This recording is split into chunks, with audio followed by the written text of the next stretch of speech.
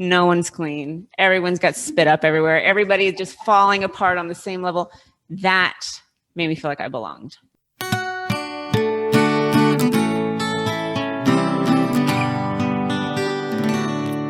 You are listening to Saints in the South.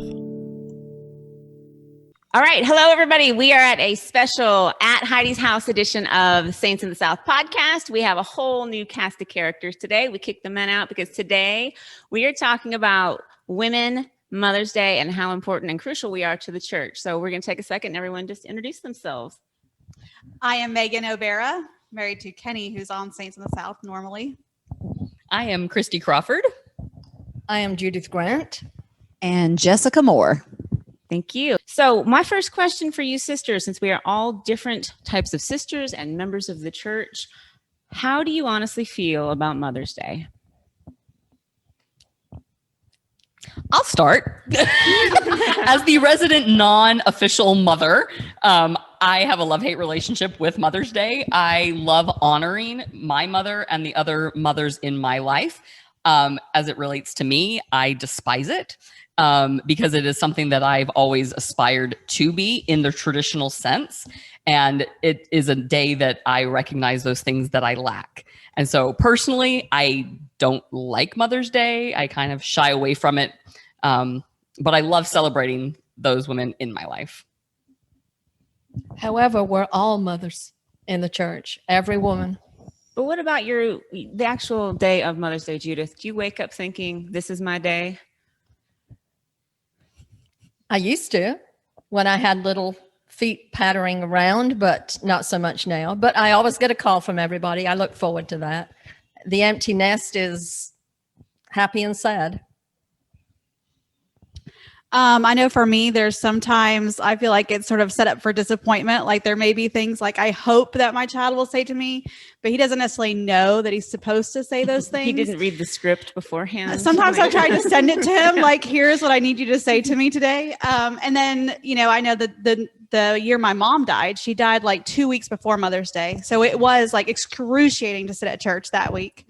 And then even this year, my son is on a mission in Germany. And so I already told my husband, look, there's not going to be any children in our house to talk to me as a mother. Our mothers are not going to be here. So maybe we should just like eat a meal together, not go out to eat on Sunday. We wouldn't do that. But so it has sometimes been really bittersweet of like, I feel like there's a lot of pressure to feel a certain way on Mother's Day, and it may or may not happen to feel that way. There was a time when we were trying to have children that I hated Mother's Day because I was going through that emotional process of wanting to have children. It wasn't happening. Mom knows a specific year when I cried all the way through sacrament meeting. I was very depressed. I was teaching school and my 15-year-old students were busy getting pregnant. But here I was, a married woman trying to start a family, and it wasn't happening. So I do remember feelings of, it was a very emotional time. I didn't want to be a part of Mother's Day. I'm at a different stage in my life where I've got 5 teenagers, and sometimes I don't want to be a mother of 5 teenagers. So I think I've kind of experienced several emotions as it pertains to Mother's Day. And now I have 2 that are getting ready to leave the nest, and that feels a bit different too. So I'm with Megan. I feel like some days I'm like, I want Mother's Day to be, these are the things I want from Mother's Day, and I never ever get it because I don't want to cook. I want to take a big nap.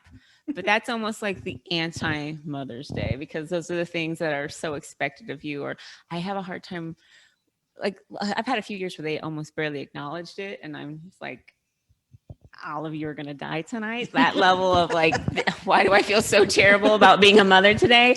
And then other times I had to realize they actually are trying and I should stop having expectations they don't know about and letting it go. Like I have a hard time watching people cook for me and they're doing it wrong. And I'm not a great cook, but when I look at a mess that they're going to clean up wrong and they're cooking wrong, I'm like, I have to let that go. And I know that's me being particular, but I think Mother's Day is hard because the Hallmark card industry, it's like, oh, honor your mother. And in my mind, that's being carried from room to room and perfect food, perfect experiences and no fighting, but it's never, ever, ever that. But with the times I've been happy on Mother's Day are the days I'm like, let all that go. It'll be okay. And so one thing is Church of Jesus Christ of Latter-day Saints, a lot of outsiders believe that we as sisters in the church are second-class citizens. How do we combat that? How do we show that that's wrong? Or have there been times you felt that maybe you have been a second-class citizen in the church? I know a lot of women sometimes feel that way. I have never felt that way. Maybe it's a matter of perspective, but I've never felt like, okay, that's a lie. There was one time. There was one time, but I wasn't afraid to speak up and say, I don't feel valued right now. I've been given an assignment and you're not letting me fulfill that assignment. But for the most part, I really feel like my opinions and my talents and different things have been valued over the years, and people appreciate that. So I think for the most part, I think it's a lot perspective. I really do. I think a lot of how women feel about themselves comes from their mothers. I've never felt like a second-class citizen. My mother was very disappointed that I was going to marry early and have children and stay home. She thought I should be a doctor. I had no desire to be a doctor. I wanted to be a mom. But I think the way we raise our children and teach our women, our young women, our girls at church and at home is what shows them if they should feel like second-class citizens or not. I've never felt that way. I have been treated that way on occasion. And like Jessica, I'm not afraid to say so. That's why you're here. Thank you.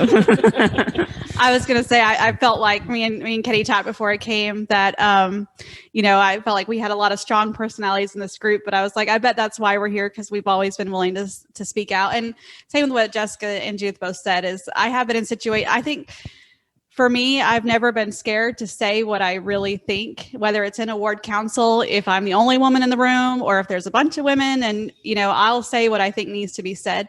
And I was even thinking before this about sustaining. I think a lot of times, maybe from the outside, we are looked at that we have to sustain these men and therefore just stand by and let them say and do whatever.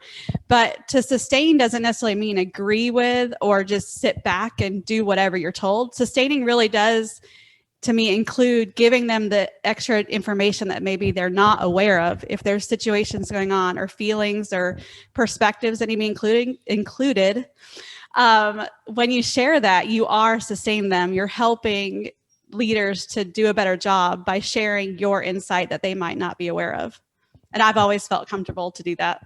And nobody's really shut me down when I have shared my opinion. I have not always been very vocal, but I've also never felt that second class status either. One of the times that has really stood out to me was actually in the workplace. And my boss at the time, he said, I think you have really good ideas. You just don't share them.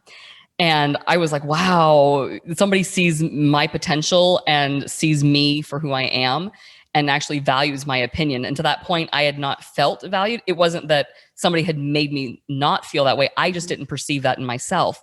And so to have my boss, who I really admired and respected, he's like, I want to hear your opinions. As I've continued in my career and transitioned, over that into church service, as I've been in groups, I'm more willing now to share because one person said, you have good ideas. We want to hear them. And so when I became part of a council in different callings and different things, I was like, well, if I have good ideas at work, maybe I can have good ideas here. And you've heard some bad ideas in some of those councils, and you're like, well, we're just spitballing right now. I got some stuff to say, right? I've heard a lot of crazy stuff. I'm like, oh, I should feel pretty free to speak right now because I know my idea is not that crazy. I feel like, again, just to reiterate, anytime I have felt like a second-class citizen, it has never been the doctrine or the gospel. It's always been somebody that I probably wouldn't get along with in my non-church life that had their own personal issues that maybe they need to take out on me. Somebody that doesn't know better. They do now. But I do think because if we listen to the worldly voices long enough, it will influence how we think. But I think I've had great examples of women who have said, being in charge is a lot of different things. It doesn't always mean the loudest talker. It doesn't always mean the person with the mic. Being in charge is a lot of execution and support. So, any other thoughts on that? Okay.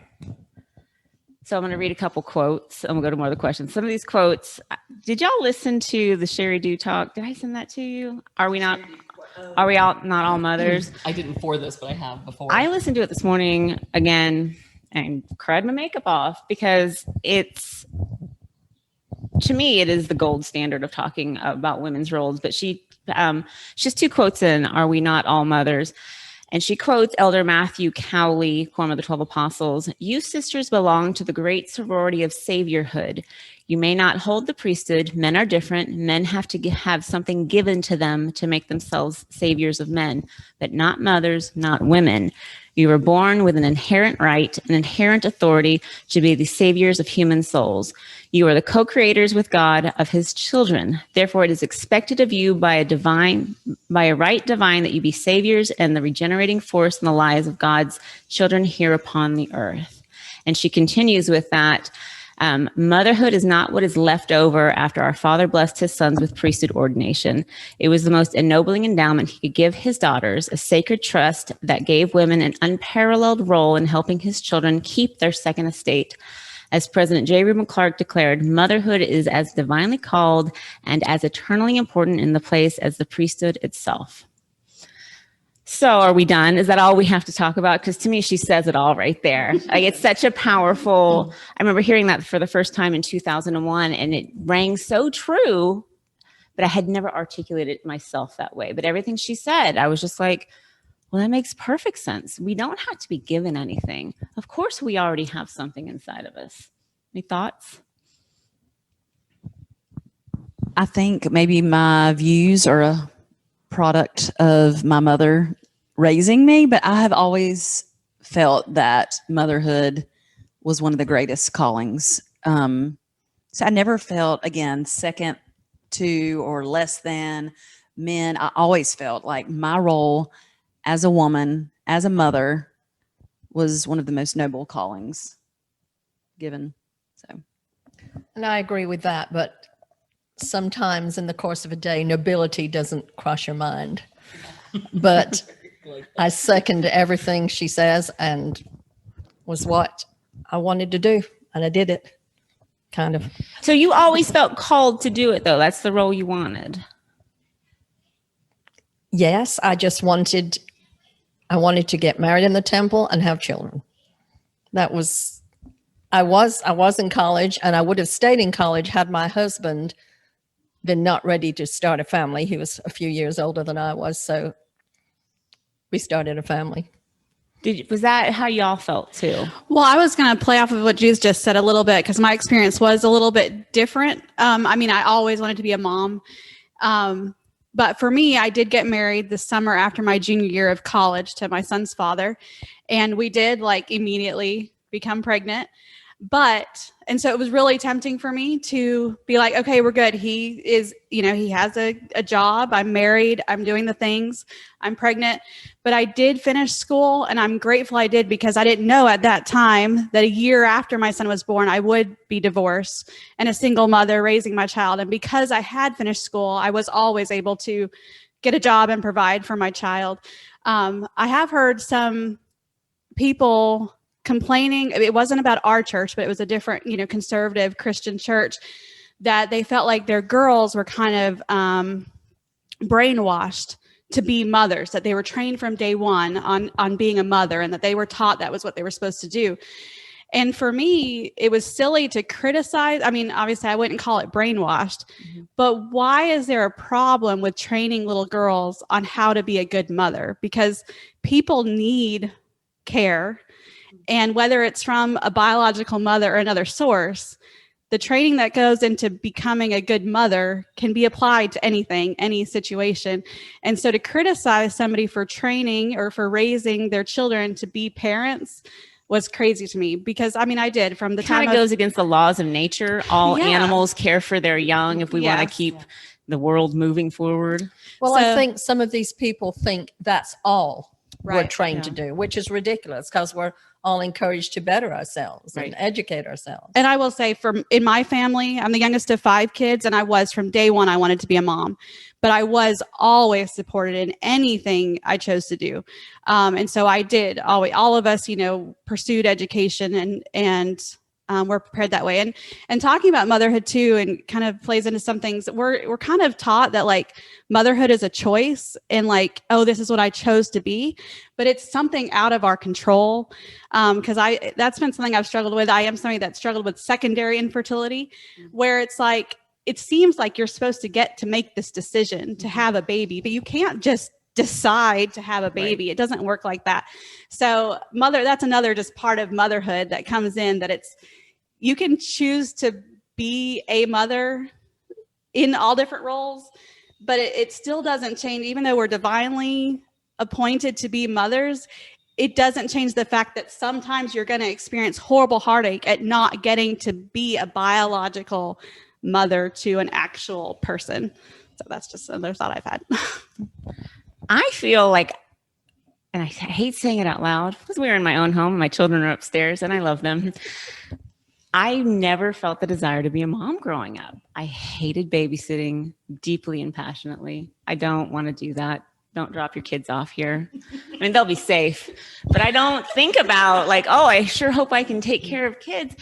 And I feel like I did fall into being a mother, and that was really hard for me to reconcile because it's nothing about it has been natural. I had a wonderful bishop a few years ago talking about the natural inclinations we have towards mothering. And I just, the whole time I was like, what?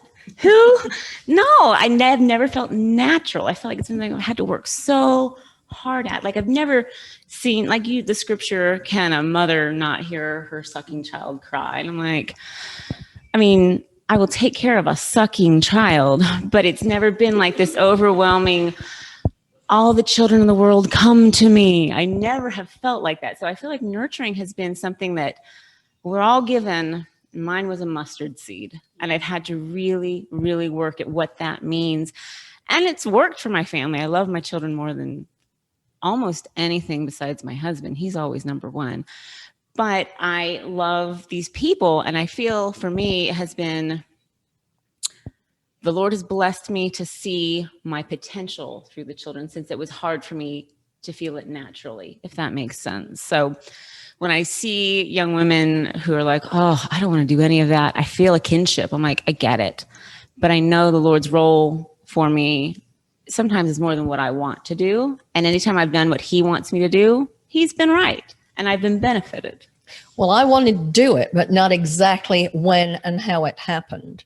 I had 3 babies under 2. That was, so there were. Tell us how many babies you had under 2, Jess. She only had 2 5. under 2. Under 3. 5 under 3. But she I don't had think anybody can beat that. And the mother-in-law to help. I had nobody. Well, I did have the sisters in the ward. But what I was going to say was, did you say something about a sucking child? Yeah. I have been The best segue.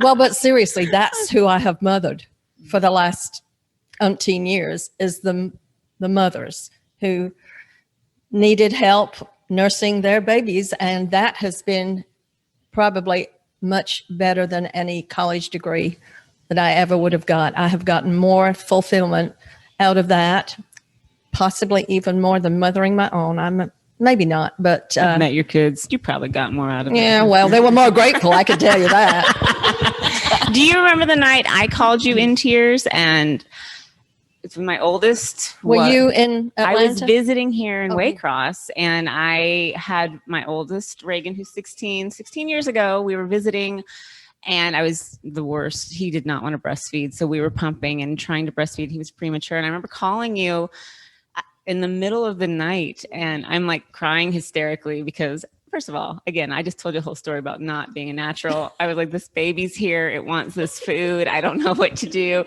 And you talked me through it over the phone, and you did not know who I was. And you just snapped right into, well, this is what you need to do. And you need to try this, and you need to try this, and you need to calm down.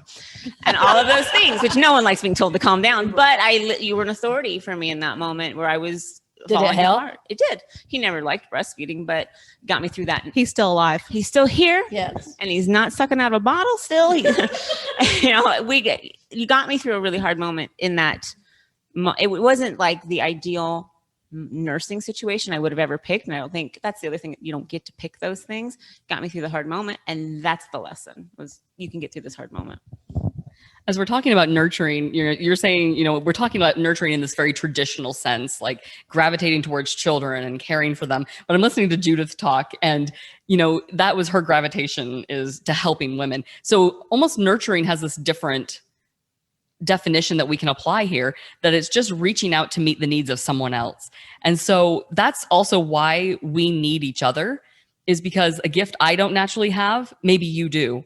And we can work together and kind of get through those hard moments that you were talking about, that just because I don't, I love children, I will find them anywhere. And I hear a baby in the store crying, I'm like, find the child. Where's the baby? I need to see the baby. Give me the baby. I don't do that, actually, because I'd be arrested pretty quickly, I think. Some serious stranger danger. But that might be one of those things we edit out. I thought it was gold. I like that.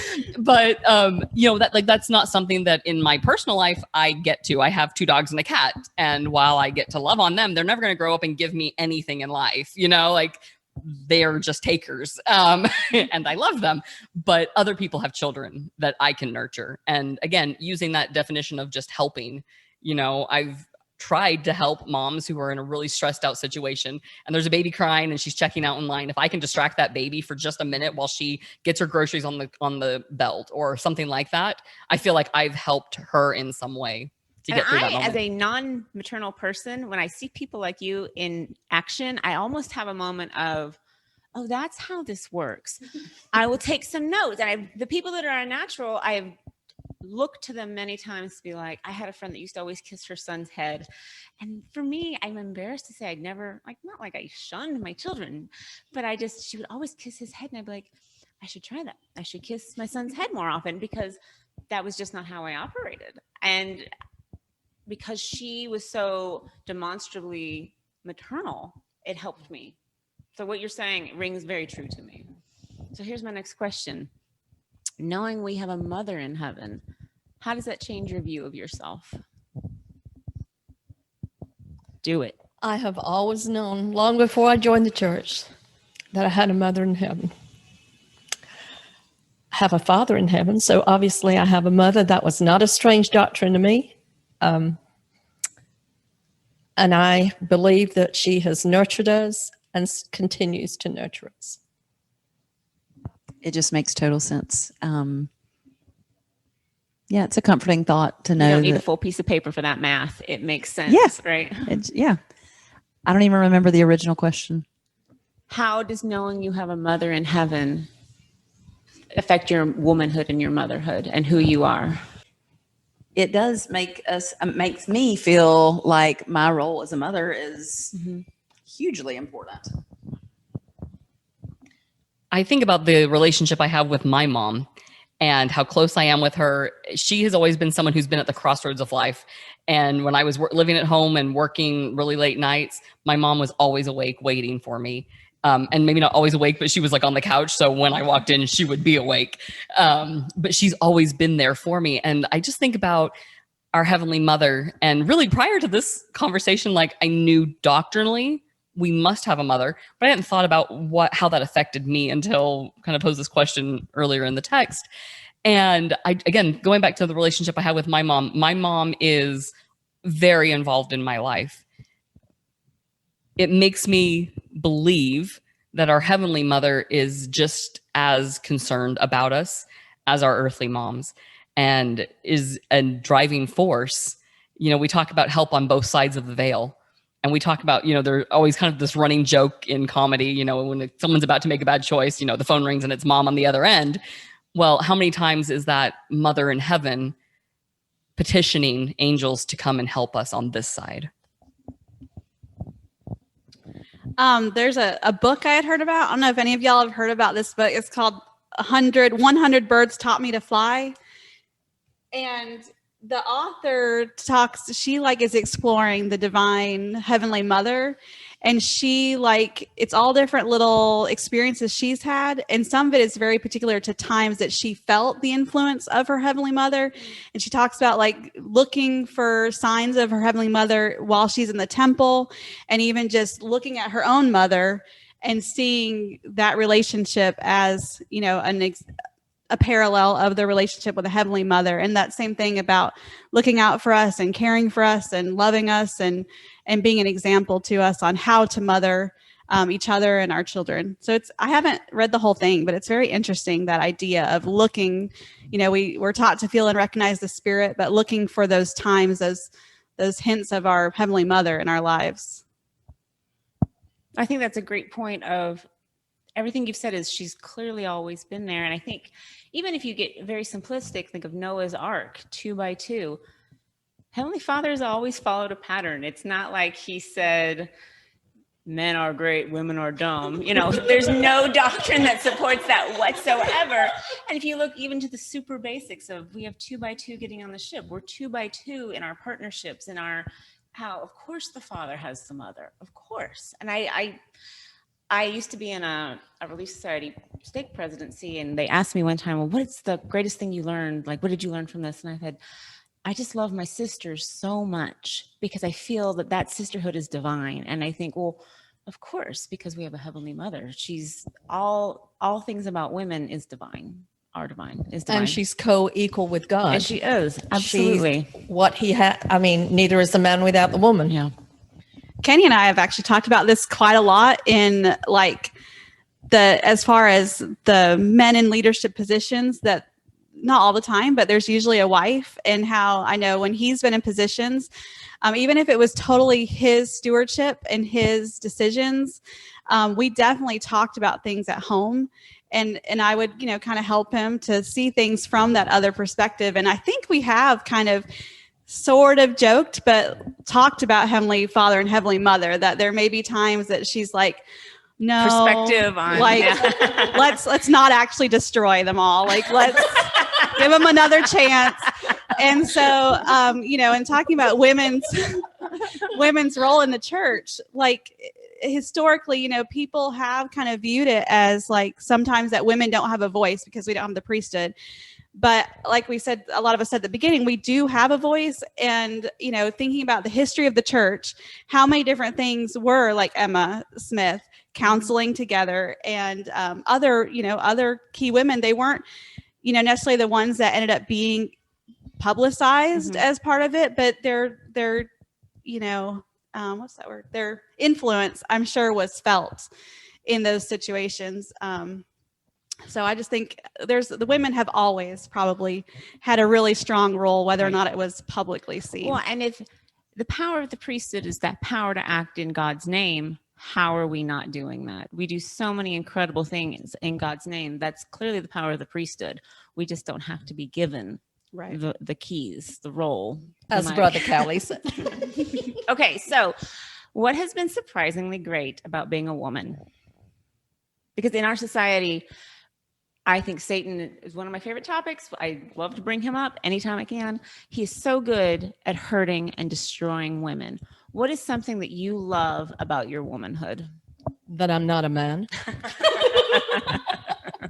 I mean, it sounds like I'm joking, but I've never wanted to be a man.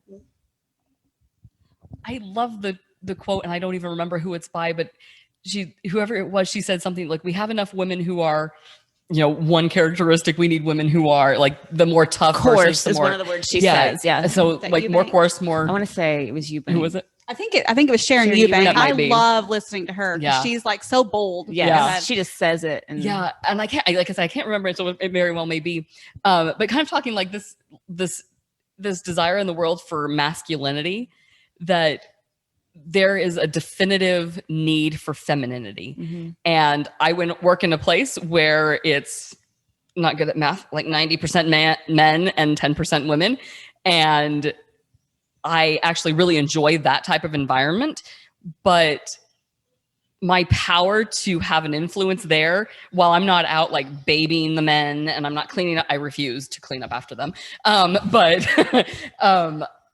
there's just an ability to be an influence. You know, one of the things that people know really quickly about me is you're welcome to speak however you want, but you won't do it in my office. And if you're going to come in and be swearing, you can take your conversation outside. And as soon as you're done, you can come back in and I'll be happy to help do whatever you need. And that's powerful. Yeah. Right? Yeah. And if you didn't know you had that power, could you do that same thing? Probably not. But you know it. Yeah. Good for you. Good for you. Unfortunately, so many women this day and time don't think that's necessary. Right. Well, I was thinking with my children, I have 2 kids on the autism spectrum, and both of them can't handle when people are yelling and screaming. It bothers them deeply. And I forget that all the time because I'm a human mother, and sometimes I need someone to hear me. Yeah. And I have learned when I want to affect both of them the most deeply, I have to get very close and I have to whisper and I have to say it softly, almost like the still small voice operates on us when he wants to get to our soul. And I've realized what a powerful tool it is to recognize that you don't have to be screaming to make a point. You don't have to be. How was the Savior bold? He was quietly bold. He did exactly what he needed to do without the yelling. And that's when I feel the most powerful, when I've realized the best way to serve or communicate or connect isn't always shouting my opinion. It's a scary whisper. Well, there are times when I'd like to get a whip and turn over tables, however. Yeah, and he's justified. I mean, that was his temple. Don't mess up his temple. And that's how I feel. Like, I feel if someone is coming at my child, they're my temple. I would flip tables like you wouldn't believe. But I understand the context of that. Can I add one more thought Please, to the question? I interrupted you. Go ahead. No, you're fine. Well, it was as you were talking, it just kind of came to mind. Repeat the question so I make sure I get this right. Oh. Something what has been surprisingly good about your womanhood? The things you love about being a woman? As I kind of pondered this, I was thinking about, like, I've never considered that question. I've never considered why it was good to be a woman. Like, it's just who I am. It's part of the package. Here we go. And so as I was thinking about this, I have loved becoming a woman and a woman of faith, because that hasn't always been the case. It's not that I didn't have faith, but it's definitely grown. And as I look back over the last 5-10 years or so and the experiences I've gone through, just the changes that have come because of that. And not everything's been good and not everything's been bad. It's life, right? But I'm loving looking back and saying, this is how I'm becoming a woman of faith and growing in my womanhood. And I'm not where I want to be. And that's the beauty of the gospel, is that we can continue striving to reach that. For me, I think it is like having real connections and finding that. And I just thought about, like, kind of like you said about, like, sort of becoming and figuring out what your, like, powers are. I've enjoyed, like, finding out times that I'm able to be a calming influence, even though I am a very loud and boisterous, sometimes aggressively whatever person. But just sometimes it is touch, I know during, especially COVID, we weren't supposed to touch people. And for me, sometimes it is just truly doing this. I have done that with strangers, which was kind of weird. And I'll ask them, like, are you okay with me doing this? But it's just sort of, I think that's a part of me as a woman. We're all different. Our womanliness is different. But being able to be a calming influence on somebody when they are, upset. So that's something I've enjoyed discovering, is using that. It's a really good question. I don't think I've ever really pondered it before, because when you ask it, truly what comes to mind is, I feel like it's harder. Like, I don't get to use the bathroom standing up. Can't write your name in the snow. Correct. I have to spend time styling my hair. Skincare routines, all of these things. That's kind of what comes to mind when I think of, honestly, I'm happy being a woman. I have no desire to be a man or have some of the responsibilities of men. I like being a woman, but that's really what I think about, is the perks of being a man. Yeah. So I don't know. Yeah, you might want to scratch that too. Well, but that leads to the next question. What do you find to be very difficult about your womanhood? Because there are a lot of things, I think, because we've only ever been women, we don't notice some of the stuff that's hard. And I think I think sometimes it's hard. Sometimes I'll see an issue arise that my husband is not intuitive enough to pick up. And I'm like, did you see this? And he'll be like, nope. And I'll be like, sometimes it's the burden is I care deeper than I thought I did, or I notice things and I can't ignore certain situations. Like, I need to reach out. I need to do this. And he'll be like, I thought we were going to Walmart. You know, he did not know anything was happening. Ask the question one more time. What do you think is difficult about being a woman? Hormones. I didn't know if we were going to go Hormones. there, but I was going to say too, like, you know, I'm pretty open with my hormones to be like, I am feeling crazy right now. And so just FYI, Those are my kids. but you know, owning that, like that is a legit struggle. Is like, you know, you can recognize, it's great to be able to recognize, like, I am feeling these feelings because of my chemical fluctuations, Yeah. but that doesn't mean you can turn it off. You can't just Right. decide to not have those feelings. So that's been a struggle, like owning them and then getting through them and not like running away from situations just because I'm feeling that crazy feeling. So that's my struggle. I had a great gynecologist once who said, of course you should have really hard days. You're programmed to. Don't feel bad about your bad days. And it made me just feel like, great. I didn't need a man to validate me, but it was sure nice that day for him. He was the doctor that said, of course your hormones are nuts some days, and men never have bad hormone days. So of course you should lean into it. You should never feel bad about it, and you're fine. You know, once when I've been here longer than all of you. And when I first came here in 69, women were treated differently here than they were where I came from. And that was a learning curve. And it was kind of hard. But You didn't just scare go- them with your British accent. I guess some people liked my British accent. It disappeared very quickly. Well, the Waycross accent does almost encompass everything that you bring to it, I believe. And I've only been here a short time. What were you going to say, Jessica? I could see you winding up the pitch. Okay.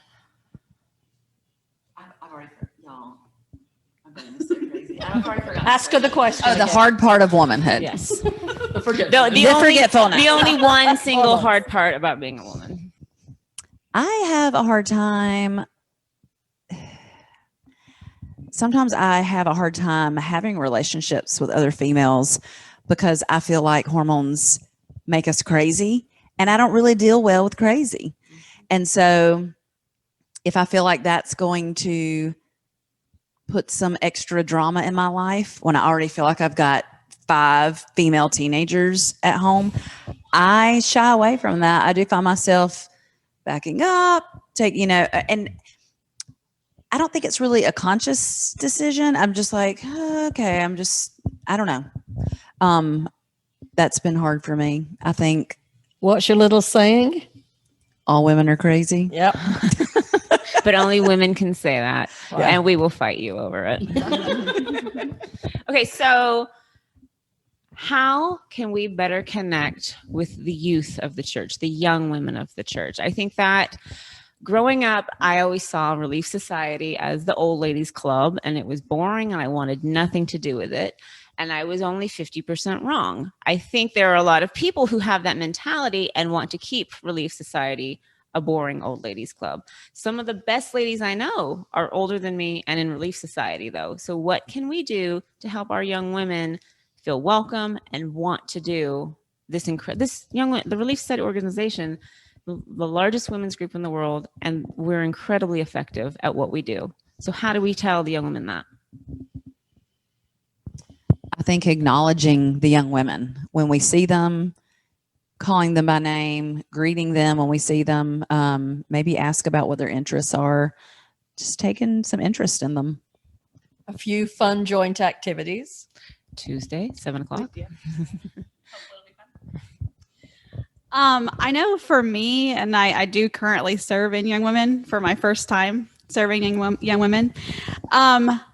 Something I have continuously tried to ponder, and I don't have an answer yet, but it's something that keeps coming up for me is finding that balance of being honest with them and still teaching true doctrine. I I personally feel like sometimes we do a disservice to the youth by allowing them to believe that all of the adult women at church led perfect, righteous lives on their path to become where they are now. And I've served in a couple different Relief Society presidencies where I've gotten to know the women, and I know that that is not necessarily the path they had. So, of course, we need to teach we need to teach the girls the commandments and teach them the path, the plan of salvation. But at the same time, let them know that no matter what they do, they are still loved, they are still valued, they are still wanted, they still have a place, they're still important parts of the church and the Relief Society.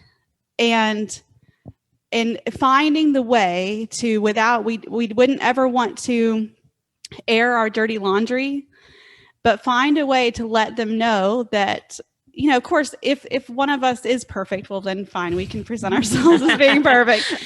But letting them know that, you know, things that maybe they're going through, it's not that we're just saying it's not new, but we really have gone through those struggles. For the activity we have on Tuesday, we have a few different mothers coming to talk. I believe you're one of them. I am one of them. I'll try not to swear. There's another sister in the ward, an older sister that was asked to speak. And she actually called me the other day and she's like, Megan, I want to know if there's anything I shouldn't share. And I was like, well, what do you mean? And she's like, well, I don't know. Kendall was the one that invited these women to speak. And she said, I don't know if Kendall knows that I was married before and divorced. I said, I was married before and divorced too. Like, that's not a secret. You don't need to keep that from them. She's like, well, you know, some of my children have been drug addicts. I'm like, I don't think you need to hide that either. Whatever you're sharing your experience as a mother, you know, obviously we don't want you to be crude or, you know, say some of the cliches she said to me, but, you know, I want, to me, a way to connect with the youth is to let them know that we are humans. And, you know, if we've struggled with our faith, share that struggle and how we got back. And if again, I don't want to like air our grievances, but I don't want them to believe that we have been perfect. Because I feel like some of my own hiccups in becoming a grown-up was feeling unworthy, was feeling like things I had done made me not good enough. Like, I wasn't married in the temple the first time. And I know that was my own holding myself back, thinking I wasn't good enough. We're looking at it from where I am now. I know that I could have pretty easily gotten a temple recommend. Not that it's easy, but you know what I mean? Mm-hmm. I had not done anything that big of a deal, but I thought I had.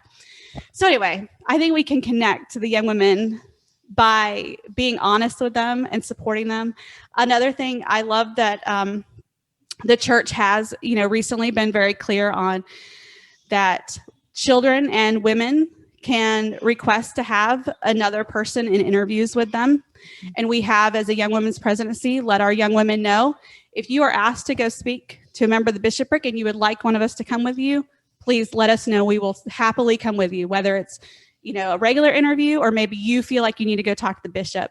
Because, you know, when I was a youth, you would have felt really weird having anybody else in there with you, but it would have probably been helpful. So those just the concept of, I remember growing up thinking talking to the bishop was a death sentence, which is Satan. Like clear as day, that's what Satan wants you to think. But can we create an environment where talking to the bishop is just a welcoming environment that you just do and there's no stigma attached? If you want to fix things, maybe there's stuff that doesn't even need to be fixed. If you want to figure things out, it is not a negative thing. But I think it's probably kept a lot of kids from living the life they think they can live because they're just so scared of what their parents will say, what others will say. And those are real concerns. They're legitimate concerns that will keep people from doing what needs to be done. I just wanted to second what Megan said, because when I was a young Relief Society mom, the older sisters were very judgmental. Some of them. It didn't bother me, but it bothered a lot of other people. Judgmental. Their children would never do anything like that. I was always of the opinion that if you saw my child doing something that they weren't supposed to do, I wanted to know about it. But some people pretended that didn't happen. They didn't want to know. And if your child did anything like that, like my kids did, then you were a terrible mother. course, I didn't buy that, but that was how a lot of the older ladies put out their feelings that, you know, Do you think they were trying to make them feel avoiding something they were feeling deeply themselves? Were they? Because sometimes I have those. I remember feeling very judged as a young mother. Because again, it was hard. I had many a day. I mean, this morning, I'm like, where's the mother of these children? Oh, it's me. It's me. It's my kids. All the time, I feel this. I don't know what I'm doing, and I would be around women who, whether they were saying it or I just felt it, which is a legitimate thing, like, are they compensating for their own lacking? And that's how they're making me feel. Like they feel so bad about themselves, they want someone else to hurt too. And I've had to just let that be. I've had to let that simmer a long time because some people are just jerks. Some are just jerks. I got anonymous phone calls. Oh, thank goodness we don't have anonymous calls anymore There you because you go. know who's calling now. And I knew who they were because I recognized their voice. I'm good at voices. I bet you are. I'm surprised you didn't drive by after that. I did. And she wouldn't open the door. Oh, see, now, But, I this mean, is I now want to- we're getting somewhere. I just wanted to talk and say, if you have a problem with what's going on, please talk to me. I'm not going to pretend my child didn't do that. Right. Well, and it's hard, I think, to parent around parents who don't believe their kids make mistakes when you're like, every kid everywhere is doing something dumb. Even the good kids. Kids are dumb. Yeah. If you can take anything away from this chat. So my current calling right now is a seminary teacher. And I will say that we have some of the best youth in the entire church in Waycross, Georgia. My favorite times with them are when they come to my house.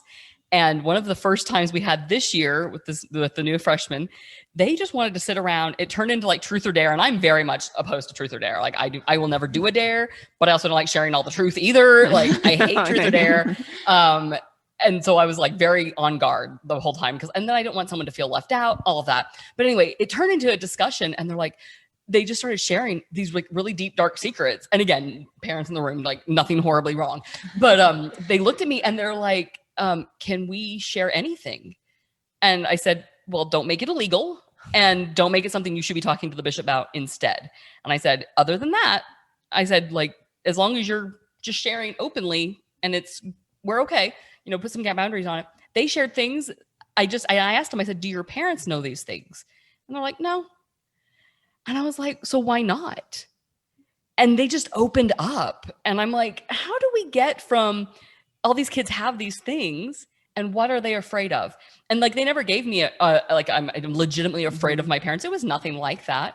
But, I remember being a teenager and spouting off, sorry, mom, to my parents and being like, and I was not a bad teenager, but I remember there were times that I was just like, I just don't want to share. And it wasn't, again, nothing earth shattering. I just didn't want to.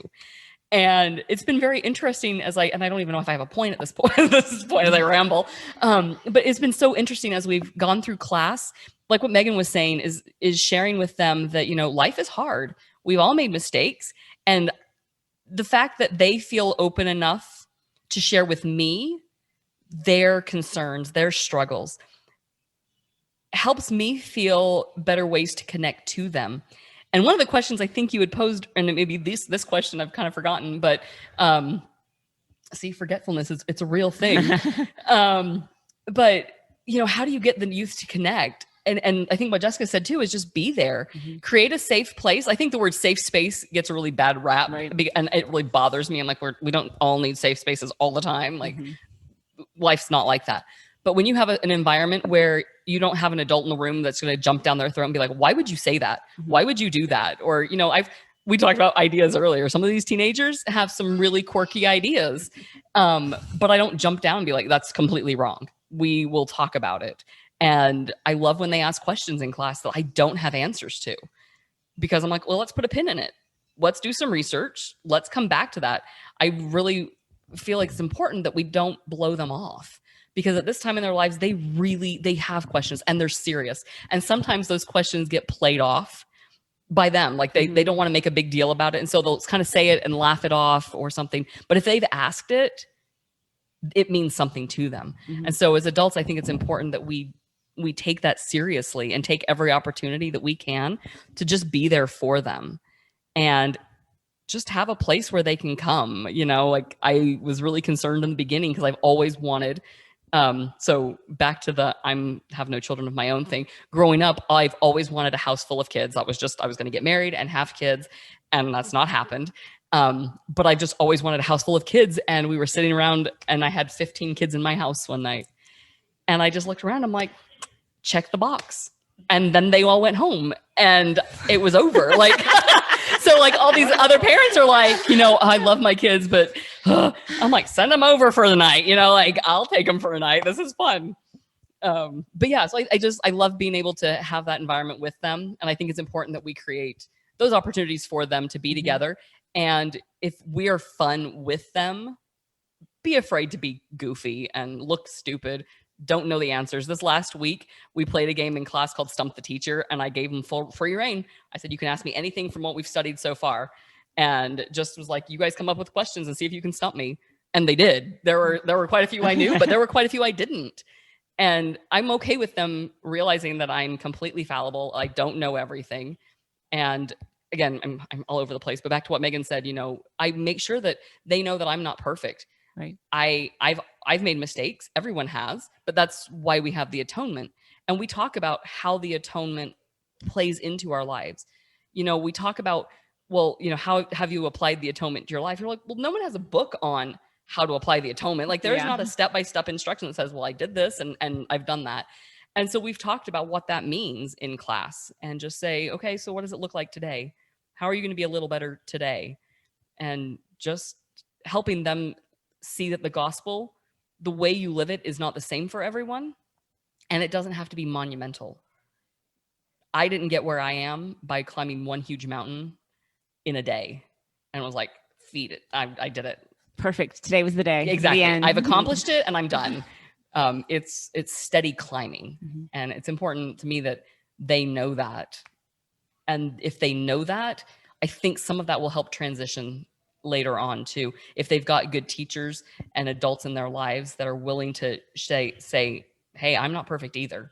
Again, we don't need to air all our dirty laundry. That's, again, another gift of repentance. Once it's repented, you don't have to bring up the details, and you shouldn't. But be willing to be open with them, because we have that expectation or that opinion that if I'm going into Relief Society, all of a sudden I'm with this room of people that they've never made mistakes, or they've all repented of their mistakes, and I'm just not going to fit in. And if we can kind of bridge that gap early on, it'll be an easier, I think, transition. I think what we keep sort of tap dancing around is how important our relationships with each other are about how we feel about ourselves sometimes. So I feel like if we can show how important these sisterhood relationships are, these young women can hopefully see that they're part of this sisterhood. Because I think it's definitely hard to have your own child see you as a human being. I think we see that every day. Like, I'm a real person too. But I think as we share our humanity, like as we have here, we see this person struggled with this, and I feel strength because she shared that with me. Jessica's texted me several things in the past since I've lived here that has made me think I'm a normal person just like her, because she shared her struggle, or this is happening. I'm like, I felt like I belonged. And I think if we can say, here's not my list of sins, but here are the things I've struggled with, find your place in there, because there are no perfect women here. When I first had Reagan, and again, stumbling in motherhood, it was just like I had a blindfold on constantly. And I remember one morning a mother called me, and it felt like it was 4 a.m, but it was like 8:30. And I had been up all night with this little baby, and she's like, we just want to invite you to play group. It starts in 30 minutes. And I just remember thinking, I am never leaving this house again. How do I go to a play group? And I felt completely disjointed from like, I can't compete with these moms. I don't know when I bathed last. I don't know any of this. But once I finally got to this play group a few months later, by the time I finally got the courage to show up, no one's clean. Everyone's got spit up everywhere. Everybody is just falling apart on the same level. That made me feel like I belonged. That level of, this is really hard. No one's doing this really well. I hate social media for the reason of, how many of you have a friend that has posted their perfect family in their matching outfit, rolling around on a white bed full of sheets and laughing and And you hate them for that because it's not real. I have such a hard time with fakery. Yeah. I'll show you a few pictures and we'll make fun of them. We won't make fun of them. We'll love them because they're our sisters. But I feel like when you can get real with a person, I feel camaraderie. I belong because we're all figuring it out together. And if we can do that with our young women, like anytime I've told Scarlett an embarrassing teenager story and she'd be like, really? You did that? And I'm like, I know, here I am, 41 years old. Here I am. I made it. That is when I feel like she sees me as a human being. Any final thoughts? Anything y'all want to share? Anything that this is your chance to pound the pulpit? What do you want the world to know? I was going to say, somebody had said, we all have our strengths and we all have our things. Listening to Christy talk about being a seminary teacher, I was a seminary teacher and I hated it. And it made me feel bad all the time about myself. And it wasn't the calling's fault. It wasn't, anything. Satan, it was our pal Satan. Well, and myself. And but actually, it sort of taught me that I don't have to be good at everything. Like, it's okay for me to have something that I didn't thrive in, a calling that I still did it, but it wasn't like my thing. And so it's great to find that there's, for each of us, there's roles. And like, now I'm tearing up talking about my seminary teacher experience, but so just to see our strengths in each other and that it's, we're all different and we all have different things where we thrive in. I think that's a great note to end on. Let's cry about things. No, but we can cry about some stuff and we don't have to be perfect at everything. We don't have to be good at stuff. If they called me to nursery, I'd say, heck no. But if they called me to other things, I'd say, absolutely.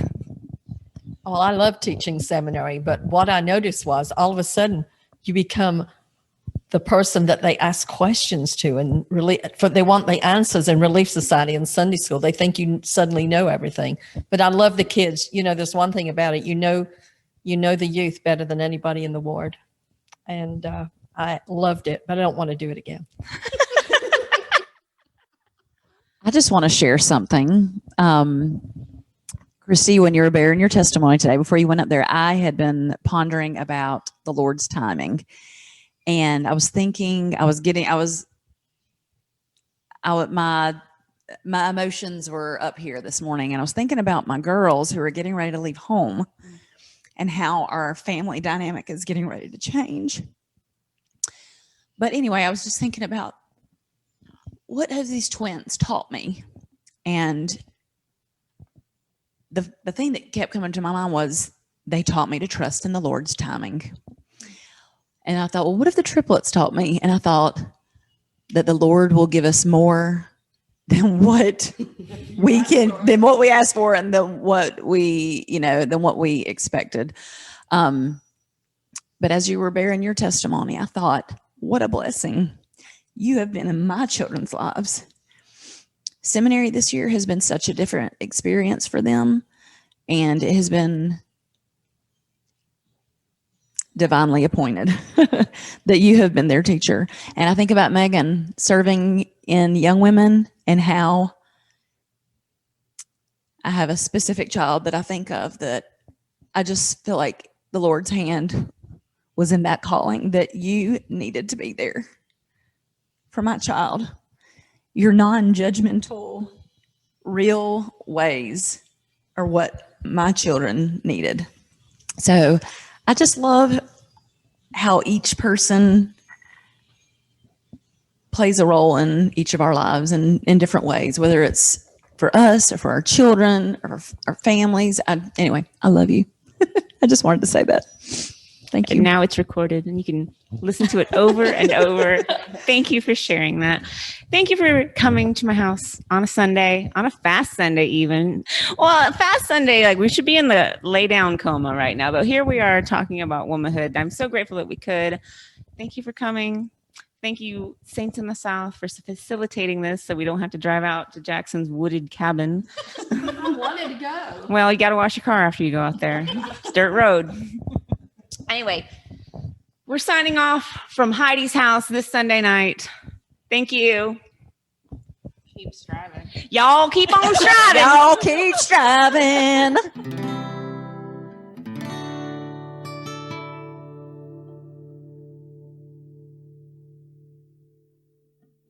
sing it, Jess.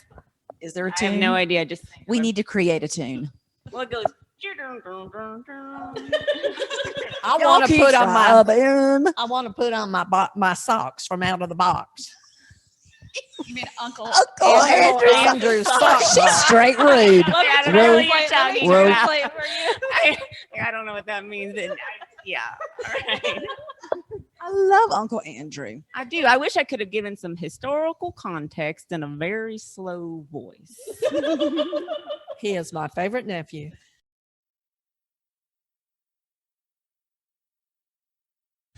Mother, tell me the story that I love to hear. Tell me of heaven and why I came here.